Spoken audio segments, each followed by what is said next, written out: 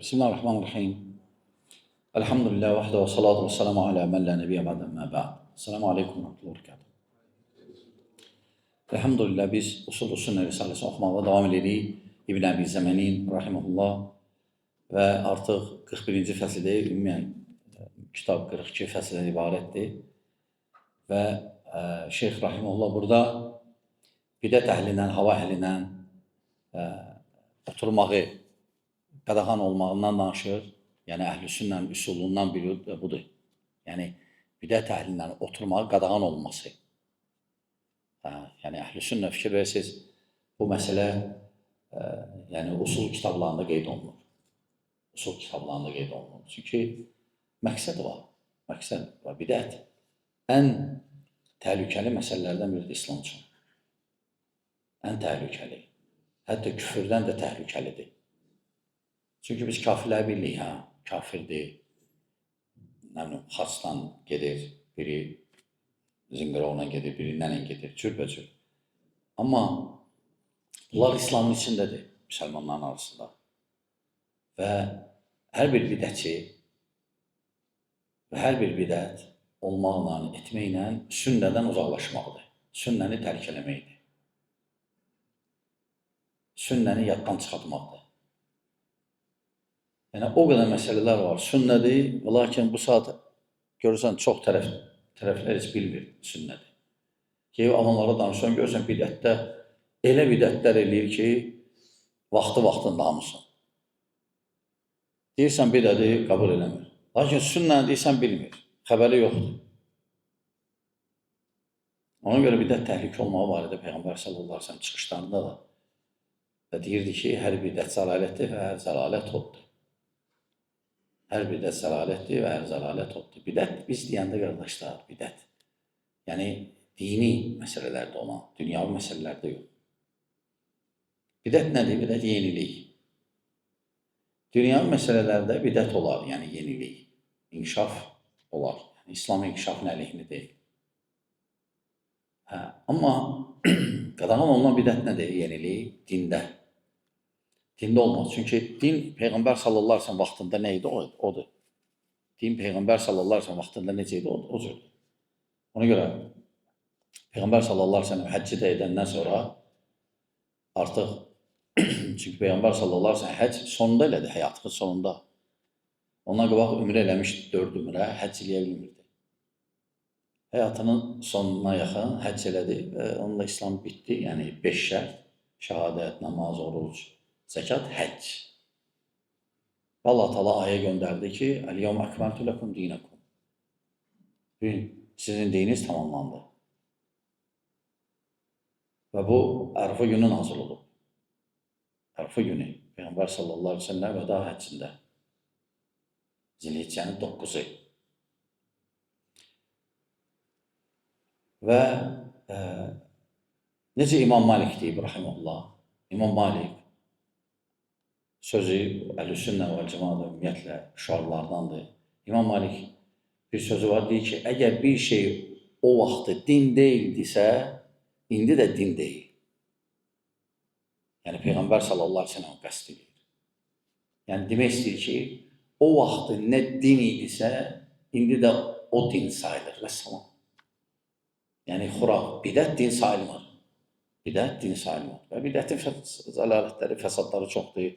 Bidətçilərin fəsadları, bu ayrıca mövzudur, qardaşlar. Yəni, demək istəyirəm ki, Əhl-i Sünnə və Cəmaət usul kitablarında bunu qeyd edir. Onlarla oturmamaq, onlarla mübahisə eləməmək və s. və s. Və bidətdən çəkindirmək də mühüm məsələlərdəndir.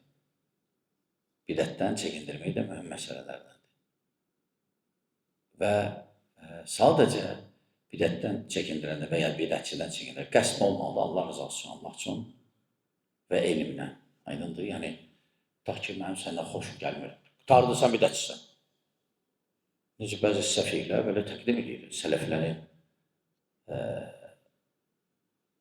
bəzi bidətçilərdən, hizmlərdən çəkindirməklərlə deyirlər ki, gör ki, dünya mənfəətini görədir. Və ya xoşu gəlmir ona görə və ya həsəd aparır ona görə və ya görür ki, o artıq elmlidir ona görə. Bu nə cəfəngiyatdır danışır. Təbii onu Allah rızasına görə ixlasla və elmi əsaslarla, zənnlə yox. Zənnlə hökm verilməz. Və həmçinin, qardaşlar, necə qeyd etdiyim məsələ mövzu böyükdür. Bidətdən çəkindirmək, bidətçidən çəkindirmək faydaları var. Bidətçidən çəkindirmək faydaları. Ən birinci çəkindirən üçün. Çəkindirən üçün. Çünki bidətdən çəkindirmək də cihadın bir növüdür. Bidətçidən çəkindirmək cihadın bir növüdür. Çünki sən bidətdən nə üçün çəkindirsən? Bidətçidən nə üçün çəkindirirsən? Ki Allahın sözü üstün olsun həmişə. Peyğəmbərin sözü üstün olsun həmişə. Təhrif olunmasın, getməsin. Yaddan çıxmasın. Cihadda da əsas məqsəd budur. Allahın adı yüksək olsun deyə. Ona görə bidətçidən çəkindirmək cihadın növlərindən biridir dində. Və həmçinin sənin boynunda olan vacib bir məsələni əda edirsən. O da əmr bil ma'ruf və nəhy anil munkar. İnsanları yaxşılığa çağırıb pislikdən çəkindirirsən. Bidətçidən çəkindirməyin böyük fəzilətdir, faydaları böyükdür. Həm cihaddır, həm artıq sənin boynunda olan vacibi əda edirsən. Aydın qardaşlar.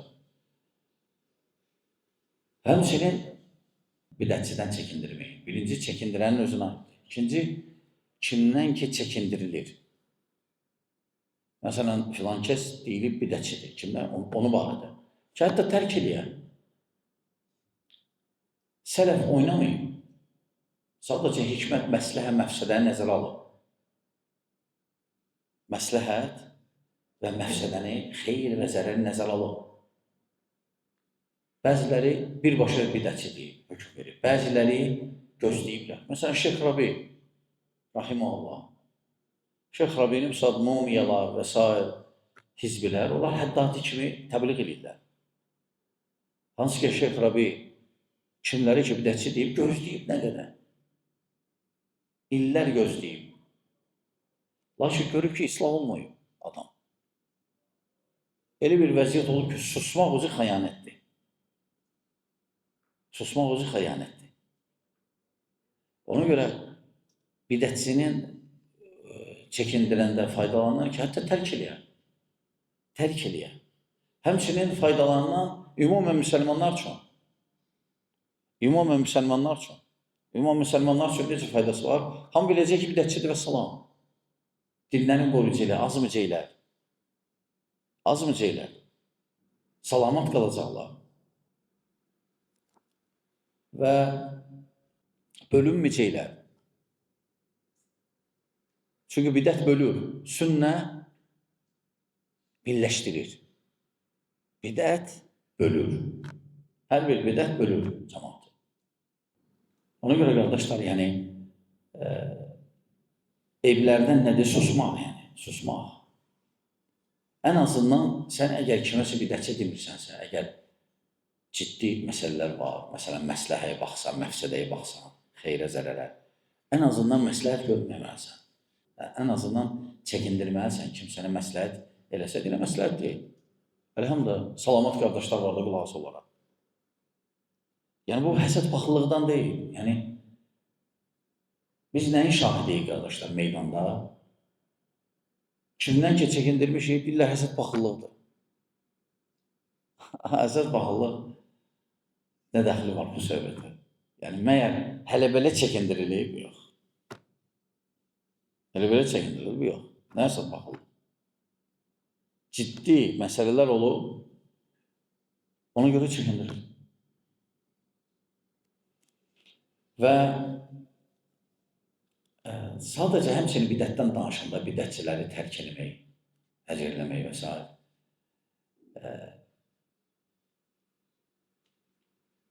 Tərk eləməyin başqa növləri də var. Nəinki bidətçinin. Nəinki bidətçinin. Məsələn, kişi öz qadınını tərk edir müəyyən bir müddətə, tərbiyələndirmək üçün. Çünki çəkindirməyin məqsədlərindən də biri tərbiyələndirməkdir. tənbih eləməkdir. İslah olmağı üçündür. Ona görə görürsən, hərdən kişi yox, qadın həcr edir, yəni tərk edir müəyyən müddətdə. Yəni ayrılmır o mənada yox. Yəni tərk edir, münasibəti dəyişir. Necə Peyğəmbər sallallahu aleyhi ve sellem qadınlarını bir ay tərk elədi. Bir ay. O da belə köçdü, başqa şəhərə getdi, yox. Sadəcə münasibəti soyutdu. Yəni məqsəd daşıyır, tərbiyə məqsədi. Əgər bir adam belə başa düşmürsə, belə başa düşür. Və ya məsələn, sahabələr, Ubey ibn Kəb və s. tərk elədilər sahabələr onları. Təxminən 40 gün. Heç kəs onlar salam vermirdi, heç kəs salamlarını da almırdı. Heç, ya. Yəni, bəzilər nə getiriyor? Məsələn, salamı yayı, salam. Ümumi mövzu, ümumi çıxışlar, parlaq. Qıraqdan da bana baxıb deyirdim, yaxşı olandı ya. Birlikdən danışırıq. Biz bölünməkdən danışırıq, biz də birlikdən. Sadəcə ümumi çıxışdır, istisnalar var. Kim ki deyib salamı yayın, o özü Ubey ibn Kəbi tərk elədi, salam vermirdi. Deməli, nəsə var? Deməli, salamı yayın mütləq şəkildə, bəli, yoluna salamı yaymaq lazım, bəli. Lakin istisnalar var. Bu bidətçilərə aid deyil, xüsusən fəallara, xüsusən dəvət edənlərə, düşmə mövqe tutanlara. Bunlar onu şərh eləmir, bunlar onu qeyd eləmir. Bunlar deyir, ümmə salamı yayın. Bu da alladıcı çıxışlar. Və ya, qardaşlar bölünür belə, gəlin bir olaq, bəsdir. Bölünməklə, yəni inciyib, yəni sən nəsə konfet verməmsən, gəl barışaq, yəni uşaqzadıq biz. O bağçadadır. Bağçada da uşaqların arasında barışmaq, balaca barmaqla. Burada ciddi məsələlər gedir. Ya o aləm başa düşür nələr baş verir, ya da alladır o.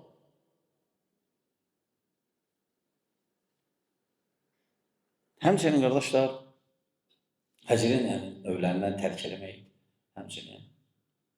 Məsələn, bidətə görə, şəddül bidət olsun, asiliyə görə ola bilər. Asiliyə görə, fasiliyə görə kimsə tərk eləyirsən, tərbiyələndirmək üçün. Aydındır, asiliyə görə və s. Və təbii ki, Ubey ibn Kəbin söhbəti asili idi. Yaxşı, məsələn, bəzən görürsən ki, sual verirlər ki, bəs Peyğəmbər sallallahu aleyhi ve sellem deyib ki, 3 gündən artıq küslük alma olmaz. Bəli, burada küslüyün nə dəxli var? Bəzilər deyir ki, sən filan kəsdən küsmürsən. Deyirəm, amma mən küsməmişəm heç kəsdən. Bidətçisindən çəkin demək küsmək deyil, küsməyə görə deyil. Yəni, küsmək deyil o barışaq belə. Küsmək deyil o bağçadadır. Burada əqidə söhbəti gedir, mənhəc söhbəti gedir. Adam məsələn təkfirçidir, adam xavaricdir, adam bidət əhlindən, hizbilərlə münasibəti. Məsələn, götürüb deyək o Dubaysk advokatı, Səlim. Salamat idi. Lakin sonra dəyişdi. Onu göstərir ki, insan dəyişirlər. Burada təəccüblü bir şey yoxdur. Ona görə sələf azanlardan təəccüblənməyib.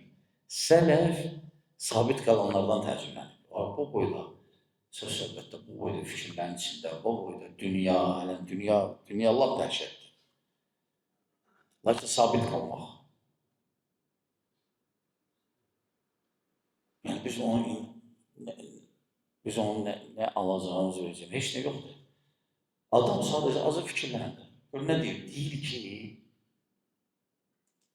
Seyyid Qutub barədə danışanda. Seyyid Qutub 95% əladır, 5%-dən nəsə mülahizələr var, o 5% hamısında var. O nə danışır? O, hizbləri necə qarşı edir? Yadıma gəlir, Sabat Əstəbət, hətta bir dənə balaca bir kitabça buraxırdı. Məlumat kimi. Əs-səbəd, əs-səbəd. Ancaq ixvanları vurmaq idi orada. İndi deyir ki, Seyyid Qutb 95% əladır. 5% sadəcə müşkül məsələ var. O 5% hamısında var. Gör nə danışır? Seyyid Qutb. Hansı ki, Seyyid Qutb bütün 20-ci əsrdə bəlalar ki, nə baş verir müsəlman ölkələrində banicisi də olanı. Zülxüveysirədir müasir. Xavaricdir. Həmçinin bidətçidir. Azmışı biridir. Sadəcə sələf cahilliyi üzr olduğuna görə, gördüklərinə görə təkfir eləməyiblər onu. Yoxsa hər şey var kitabında, hər şey. İlhadı var, hər şey. La ilahe illallah'ın düzgün tərcümə eləmir. Peyğəmbərlərə dil uzadır. Sahabələri düzadır. Ona görə sahabələri söyənlər üçün, xavariclər, hafizlər, onlar üçün bizə nədir? Onun kitablarını yayırlar, çap eləyirlər Seyyid Qutbu. Və bütün bəlalar, Məalim fit-Tariq, Fizrəl-Quran, başqa kitabları. Hamısı canından başa xarab eləmişdir, eləyib. Gör nə danışır, deyir 95% əladır, 5% sadəcə o da hamısında var. Yəni, daha Seyyid Qutbla Şeyx Ülmazın arasında fərq yoxdur ki. Belə insan görsən azır. Azır.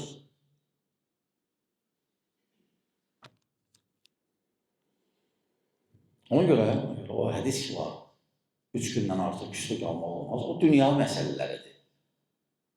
O dünyavi məsələləridir. Hətta bəzi adamlar getirirlər ki, sən ne üçün dindirmirsən, salam üçün Peyğəmbər sallallahu aleyhi ve sellem deyib ki, 3 gündən artıq küslük almaq olmaz. O bidətə aid deyil. O bidətə, sünnə-i müxalifə aid deyil. Dünya məsələlərdir. Məsələn, biri belə keçib salam vermiyor, o inciyib, sən necə mənə salam vermiyor? Yox, məsələn, salam, məsələn, ticarətdir, nədirsə, məsələn, incili yox. Bəzi qardaşlar oradan səhv edirlər bunlar. Danışmırlar, yox, küsmək olmaz. Salam ver. Amma indi, daha demirəm, qabaq, çox yaxın idin, gedib otururdu, çörək idi, çay içirdi. Sən oturma, şərt deyil, vacib deyil, hər gün gəlib oturub çay içirsən. Amma en azından salam ver ki, nə olmaz hələ. Dünyadır, dünyaya görə olmaz belə. Sünnəni tərk eləmək əsasları. Amma bidəti görə lazımdır, onlar yol lazımdır. Dini qorumaq üçün. Bəzilər qarışdırıb bütün hər şeyi.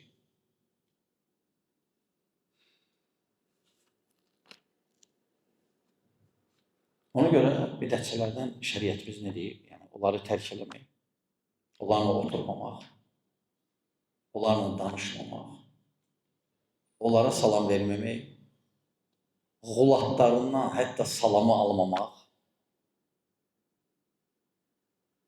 onlarla mübahisə eləməmək, onların kitablarını oxumamaq və s. Sadəcə, qardaşlar, bu məsələyə də toxunaq ki, ifrata varmaq olmaz. Təbdidə.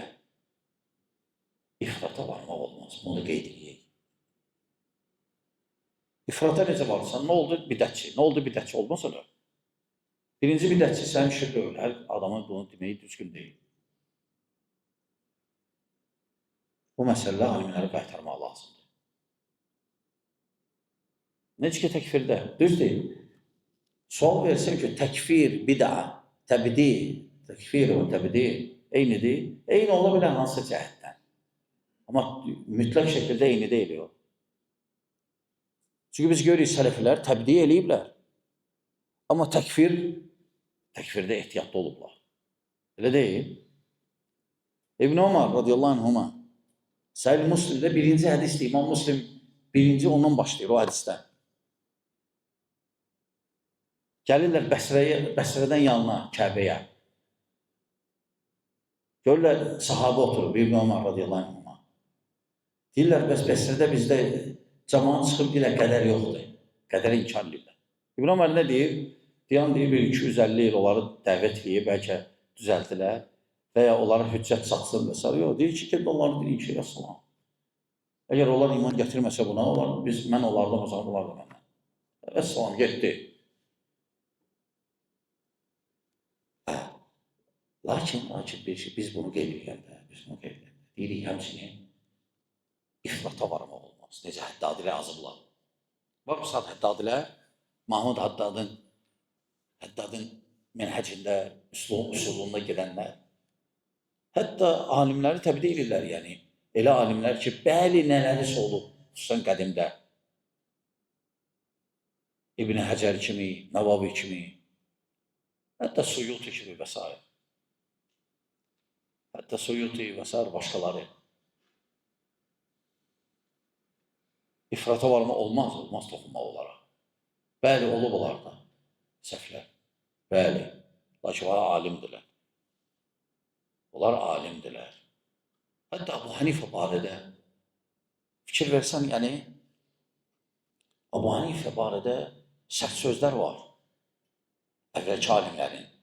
Lakin müəyyən bir mərhələlərdən sonra təxminən ortalarda, məsələn İbn Teymiyyə vaxtında və s. artıq üslub dəyişir. Üslub dəyişir, qadağan olur Abu Hanifə bidətçi demək, təkfir eləmək, ələ salmaq. Ona görə İbn Teymiyyə bir kitab yazar, Rəfül Mələ. Hətta İbn Teymiyyəni itham edirlər, deyirlər mümeyyə, təmyili var. Yəni sən elə bir şey onları üzürlüsən, amma əslində hələ deyil. Sadəcə İbn Teymiyyə insafla yanaşır məsələyə. Daha geniş yanaşır. Bu məsələni səliqə səhmana salmaq istəyib. Amma var sələflərdən Abu Hanifə barədə sözlər var. Lakin sən götür onu misal şeylə. Misal, indiki vəziyyətdə yox. Biz demirik ki, Abu Hanifə sələf alimlərindən biri olub. Lakin olub, var bəzi şeylər. İman məsələsində qalıb. Vəssalam. Abu Hanifə rahimehullah bir neçə mərhələlərdə yaşayıb, keçib vaxtında və çoxsundan dönüb. Bir dənə qalıb iman məsələsində. İmanla əməlin əlaqəsi. Əməli imandan görməyib, zahir əməlləri. Lakin Abu Hanifə böyük alimimizdir bizim. Olmaz danışmaq. İndi çıxıb bəziləri Həddadilər, məsələn, hətta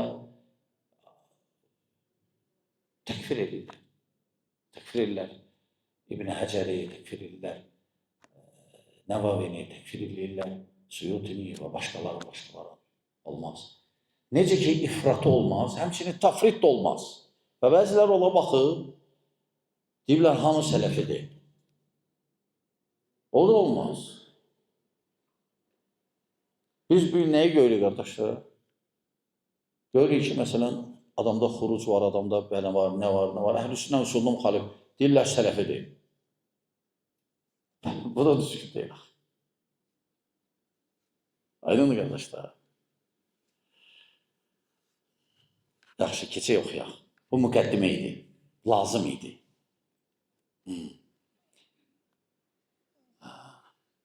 Yaxşı, başlayaq, sonra davam edək o sizlərsən. Amma başlayaq. Tayyib. Qal Muhammed və ləm yəzəl əhl-i sünnəti yəibunə əhləl əhva əl-mudillə. Yəni, Şeyx deyir ki, rahiməhullah, İbn Əbi Zəminin, əhl-i sünnə, hava əhlini, zəlalət əhlinə eyb edirdilər və bəyan edirdilər. Və yənhavnə ən mücələsətihim və yuxaffifuna fitnətəhum. Və onlarla oturmağı qadağan edirdilər və onların fitnəsindən qorxudurdular. Və yuxbiruna bi xilaqihim. Və onlar barədə xəbər verirdilər, danışırdılar. Və lə yoruna zəlikə xiybə. Onlar bunu, sələflər bunu qeybətdən görmürdülər. Yadınıza gəlir qeybət. Onlar məsələn, biz daha hizbilindən danışırıq, çünki ehtiyac var. Ehtiyac var danışırıq. Necə möhtəzillərdən danışırıq? Yoxdular onlar əslən. Bizdə var ya, belə də heç bilinmir. Onlar özləri də bilmirlər ki, onlar mütəzillərdir. Lakin biz nədən danışırıq? Nə təhlükəlidir hal-hazırda? Deyirlər ki, qeybət edirsiniz. Onlar ayıra bilmirlər. Təbidi, təhziri qeybətdən. Ona görə şeyx deyir ki, və sələflər danışırdılar və bunu qeybətdən görmürdülər. وَلَا تَعْنَنَ عَلَيْهِمْ və təndən də görmürdülər. Yəni, böhtan və s. şey gördülər. Yəni, ona görə deyirəm ki, onlar barədə biz yalan danışma olmaz. Götür tutaq ki, hətta kafir barədə yalan danışma olmaz. O ki, qaldı bidətçi. Ya, bidətçi də nə gəldi deyinə, o da olmaz. Nə var onu deməlisən? Dəqiq olmalıdır. Aydın mı qardaşlar? Və bu tənə deyil, bu qeybət deyil. Onlar deyirlər, bu qeybətdir və tənədir.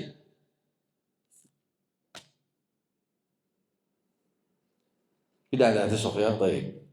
Burada gəlir ki, وَقَدْ حَدَّثَنِي وَهْبٌ عَنْ بْنِ وَضَّاحٍ عَنِ السَّمَادِيحِيِّ عن ابن المهدي قال حدثنا يزيد بن إبراهيم عن أبي مليكة عن القاسم محمد عن عائشة رضي الله عنها أن رسول الله صلى الله عليه وسلم تلا هذه الآية هو الذي أنزل عليك الكتاب منه آيات محكمات هن أم الكتاب وأخر متشابهات فأما الذين في قلوبهم زيغ فيتبعون ما تشابه منه İlə qavlihi, sonra qal, əl-əyə. Sonra Şeyx Rahimullah burada Əl-İmran surəsi 7-ci ayəni gətirir, sonra deyir ki, ayədis gətirir, sonra deyir ki, sonra qal, İdə rəaytumul-ləzīnə yəttəbiyunə mə təşəbəhə minhu fəhzəruhum. Yəni, bu hədisdə, hədis səhihdir. Hədis səhihdir. Deyir ki, Ayşə radiyallahu anhə, möminlərin anası, münafiqlərin yox, möminlərin. Deməli, deyir ki, Peyğəmbər sallallahu aleyhi ve sellem bu ayəni oxuyanda, yəni Əl-İmran surəsi 7-ci ayə. Bu ayə nə deyir? Bu ayə deyir ki, Quranın bir hissəsi möhkəmdir, aydın. Bir hissəsi aydın olmayan, yəni mütəşəbih, yəni bir neçə məna verən. Bir neçə məna verən. Deyir, qəlblərində xarab olanlar, onlar o ayələrə gedərlər. Mütəşəbih. Bir neçə məna verən, möhkəmləri qoyub, aydınları qoyub. Ona görə bidət əhli üçün fikir versək, açıq aydın ayələr yoxdur onlar üçün, heç nə. Onlar nəyə gedir? Məsələn, Yasin, bu o deməkdir ki, ayın məsələn 15-i belə olacaq. O deyirsən, nə danışsan? Yasindir, yə, sin, iki ərif, ərəb ərifidir. Deyir ki, batini mənası da belədir, batinidir. Quran batini var, zahiri. Və batin də Quranın 7 dənədir. Və hər 7-nin də, hərəsinin də 70 dənə batini var. Daha nə oldu? Tunel, metro. Və nə gəldi deyil? Nə gəldi Yasindən, nə gəldi deyil? Desən nə? Deyəcək batini mənası. Və ya məsələn, ayə deyib bir neçə məna götürür, onlar səhv mənası götürür. Sünnədə məna. Sünnə, Peyğəmbər sallallahu aleyhi ve sellem, sahabələr şərh etdiyini götürmürlər. Deyirlər, məsələn, Musa aleyhisselam vurdu daşa 12 dənə çeşmə açıldı. 12. Ona bizdə də 12 deyir. Qıtarda dəlildir 12. Nə olsa 12 dənə. Aydındır, qardaşlar. Bir də təlim mütəşəbih ara. Elə ki, möminlərin anası deyir ki, Ayşə radiyallahu anhə, hansı ki, Peyğəmbər sallallahu aleyhi ve sellem deyib ki, o mənim qadınımdır, həm bu dünyada, həm axirətdə. Ayşə radiyallahu anhə. Deyir ki, Peyğəmbər sallallahu aleyhi ve sellem bu ayəni oxuyanda dedi ki, əgər o şəxsləri ki görsəz, mütəşəbih ayələrə tabi olunlar, onlardan çəkinin. Onlardan çəkinin. Bəsdir. Bəsdir bu qədər. Dərsi uzun oldu deyəsən. Allah bizə işte faydalardan etsin, qardaşlar. Allah İbn-i Əbi Zəməninə rəhmət eləsin. Vəssalamu aleykum və rəhmətullahi və bərəkatuhu.